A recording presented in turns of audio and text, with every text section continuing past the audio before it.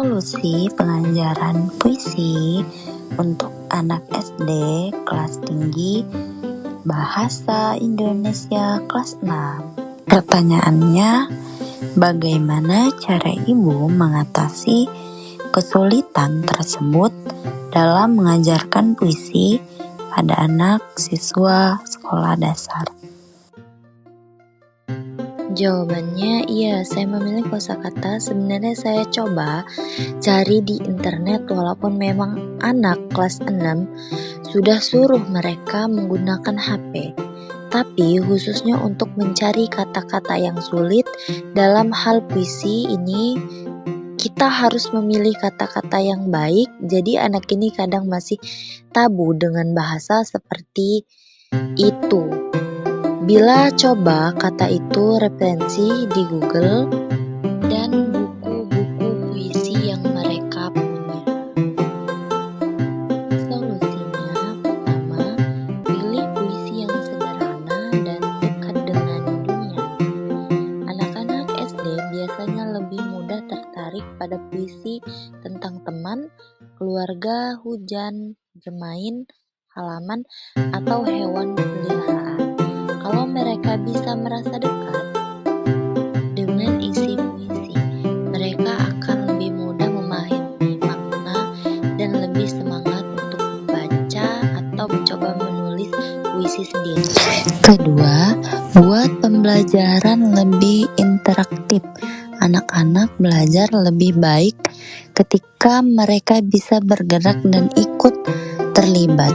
Misalnya membaca puisi sambil menirukan gerakan sesuai isi puisi, bermain peran, atau mengubah intonasi dan nada suara. Cara ini membuat suasana kelas lebih hidup dan membantu anak merasakan emosi puisi, bukan hanya membaca kata-kata di halaman. 3. Beri anak kesempatan berekspresi sendiri. Setelah membaca puisi bersama, anak bisa diajak menulis puisi pendek dari pengalaman atau perasaan mereka. Tidak perlu panjang atau sempurna, yang penting mereka bisa mengekspresikan diri.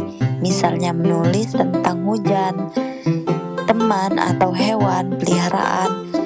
Dari situ, anak belajar percaya diri dan menghargai ide mereka sendiri.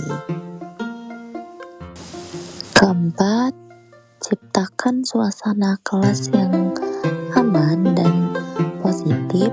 Banyak anak merasa takut, salah, atau malu saat membaca puisi di depan teman.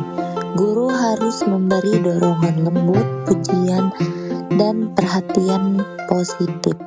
Bahkan kata sederhana seperti "bagus, kamu sudah berani mencoba". Kelima, hubungkan puisi dengan pengalaman sehari-hari anak.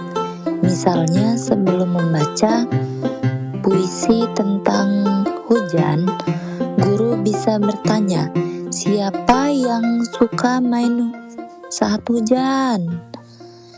Atau "Bagaimana rasanya kalian hujan terus saat kita bermain di luar?" Dengan begitu, anak bisa mengingatkan kata-kata puisi dengan pengalaman mereka sendiri, sehingga puisi terasa nyata dan mudah dipahami. Langkah-langkah itu pembelajaran puisi bisa menjadi lebih ringan, menyenangkan, dan bermanfaat.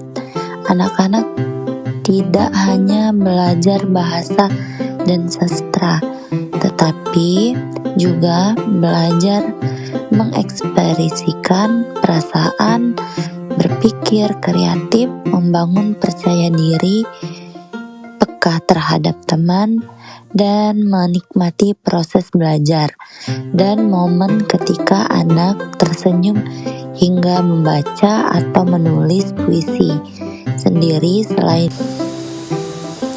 selalu membuat saya merasa bahagia dan bangga sebagai guru.